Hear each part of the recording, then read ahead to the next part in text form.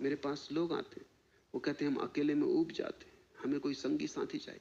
कहता हूं जब तुम खुद ही से अकेले में ऊब जाते हो तो दूसरा तुमसे ऊबेगा। जब तुम खुद भी अपने साथ रहने को राजी नहीं तो कौन तुम्हारे साथ रहने को राजी होगा? और वो दूसरा भी अपने से ऊबा हुआ होगा, तभी तो तुम्हारी तलाश में आ रहा है। तो दो ऊबे हुए आदमी जब मिलते हैं तो तुम सोच सकते हो क्या परिणाम होगा, जो हर विवाह में हो जाता है। पति पत्नी ऐसे ऊब के बैठे रहते हैं। पति पत्नियों के चेहरे देखो, उनसे ज्यादा उदास चेहरे तुम कहीं भी ना पाओगे। अगर तुम पुरुष को जरा प्रसन्न देखो तो समझना कि पत्नी उसकी नहीं है जो पास बैठी, किसी और की होगी। अगर पुरुष को तुम रास्ते पे किसी स्त्री के साथ चलते हुए आनंद भाव में देखो, ये उसकी पत्नी नहीं, क्योंकि उसकी पत्नी के साथ तो वह ऐसा डरा हुआ और कपा हुआ और उदास और उबा हुआ चलता है कि तुम देख ही सकते हो, फौरन पहचान सकते हो। मुल्ला नसरुद्दीन ने एक दिन मुझसे कहा कि मैं आदमियों को देख के बता सकता हूं कि आदमी विवाहित है कि गैर विवाहित। मैंने कहा जरा मुश्किल मामला है। खैर, जो भी लोग आए मुझसे मिलने, तुम नोट करते जाओ और पीछे पता लगा लेंगे। उसने नोट किया और उसने बिल्कुल ठीक ठीक बता दिया। मैं थोड़ा हैरान हुआ कि तरकीब क्या है तेरी। उसने कहा तरकीब ये है, जो आदमी शादीशुदा है वो बाहर पड़े हुए बिछावन पे पैर पहुंचता है, जो गैर शादीशुदा है वो सीधा चला आता है। पत्नी का भय, तो कौन पहुंचता है पैर? अभ्यस्त हो गए हैं वो।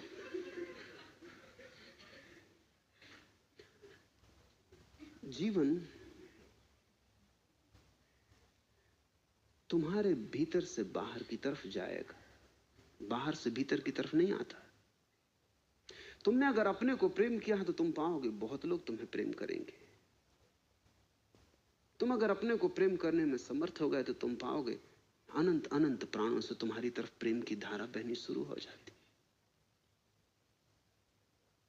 तुमने अगर अपने को प्रेम न कर पाए, जो कि तुम्हारे साधुओं की शिक्षा के कारण असंभव हो गया है, तो तुम्हें कोई भी प्रेम न कर सकेगा। मेरे हिसाब में अगर तुमने अपने को प्रेम किया तो तुम पाओगे अनंत लोग तुम्हें प्रेम करते हैं, और ये प्रेम बढ़ता जाता है, बढ़ता जाता है। एक दिन अचानक तुम पाते हो कि परमात्मा का प्रेम भी तुम पे बरसा।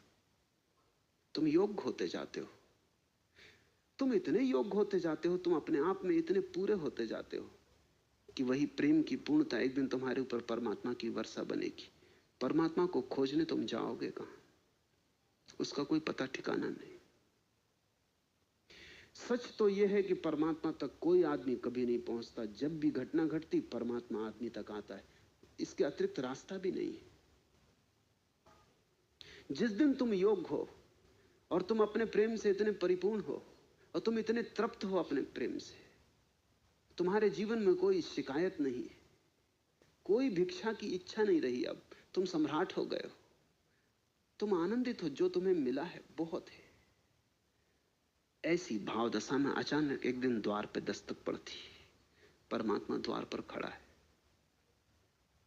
अपने को प्रेम करो। अब तो बड़ी कठिनाई होगी। जैसे जैसे तुम अपने को प्रेम करोगे तुम अपने को बदलने भी लगोगे, क्योंकि प्रेम के योग्य भी तो बनाना होगा। एक बार तुम्हें यह ख्याल आ जाएगा अपने को प्रेम करना है तो तुम्हें बहुत सी क्षुद्रताएं दिखाई पड़ने लगेंगी जो कि प्रेम न करने देंगी। उन क्षुद्रताओं को तुम्हें छोड़ देना होगा, वो तुम्हारी समझ से छूट जाएंगी। अगर तुम्हें अपने को प्रेम करना है तो प्रेम पात्र के योग्य भी तो बनना होगा। तब तुम पाओगे कि बहुत सी क्षुद्रताएं असंभव हो गई, क्योंकि कैसे तुम कर सकते हो वे क्षुद्रताएं? अगर करोगे तो निंदा शुरू हो जाती। अगर तुमने जरा सी बात में क्रोध किया तो तुम खुद आत्मनिंदित हो जाओगे कि ये क्या क्षुद्रता है, ये क्या उथलापन है। जरा सी बात में और गर्म हो गया, इतनी भी शीतलता न थी कि इतनी सी बात को सह जाता। तुम अचानक पाओगे कि अगर अपने को प्रेम करना है तो क्रोध धीरे धीरे छूटेगा। अगर अपने को प्रेम करना है घृणा धीरे धीरे गिरेगी। नहीं तो तुम प्रेम ना कर पाओगे। जब अपने को प्रेम करना है तो अपने को तैयार भी करना होगा। तुम धीरे धीरे अपने को निखारने में लग जाओगे।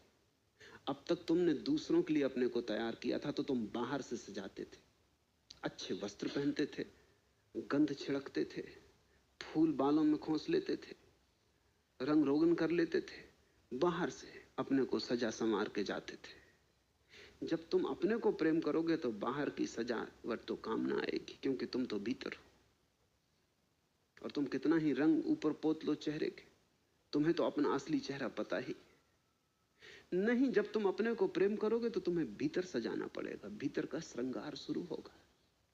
और भीतर का श्रृंगार ही साधना है।